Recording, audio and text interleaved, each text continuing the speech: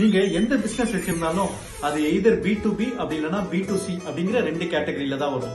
B2Bக்கு உதாரணம் பாத்தீங்கன்னா say for example FMCG distribution இல்ல pharma distribution supplying to hospitals, இல்லாட்டி நீங்க ஒரு consultation training institute media company வச்சு நீங்க பெரிய கம்பெனிஸ்க்கு சர்வீஸ் பண்றீங்க அப்படிங்கிறது எல்லாமே B2B.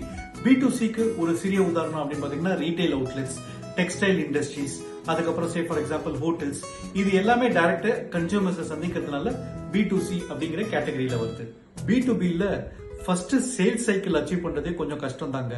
சேல்ஸ் சைக்கிள்ல உதாரணத்துக்கு ரைட் லீட் ஜெனரேஷன், நம்ம பிசினஸ் பண்ண போற கம்பெனி கரெக்டான கம்பெனியா தெரிஞ்சுக்கிறதுக்கே கொஞ்சம் நாள் ஆயிடும். அடுத்தது அங்க இருக்கிற ஈகோ சிஸ்டம், அங்க யாரு டிசிஷன் மேக்கர், அங்க யார் நமக்கு ஃபர்ஸ்ட் ஆர்டர் பண்ண போறா, அவங்க கிட்ட நம்ம எப்படி பேசுறது அப்படிங்கறத தெரிஞ்சுக்கிறதுக்கு இன்னும் கொஞ்சம் நாள் ஆகும். அடுத்தது ஃபர்ஸ்ட் ஆர்டர் ஜெனரேஷன், அதை நம்ம சப்ளை பண்றது. அதுக்கப்புறம் பாத்தீங்கன்னா இந்த அப்ஜெக்ஷன்ஸ் வரும், after sale service, customer service, இதை நம்ம சைட்ல இருந்து எப்படி ஹேண்டில் பண்ண போறோம். கடைசி முக்கியமான சேலஞ்ச் என்னன்னா பேமெண்ட் சைக்கிள். B2Bல இருக்கிற one of the major challenge என்னன்னா பேமெண்ட் சைக்கிள் நம்ம முன்னாடியே கமிட்மெண்டா எழுதி வாங்கிடுறது நல்லதுங்க. இந்த B2Bயோட B2Cல சேலஞ்சஸ் இல்லையான்னு கேட்டீங்கன்னா அதை பத்தி நான் ஒரு தனி வீடியோ அப்புறமா சொல்றேன். நீங்க B2Bயோ B2Cயோ என்ன ஃபாலோ பண்ணுங்க.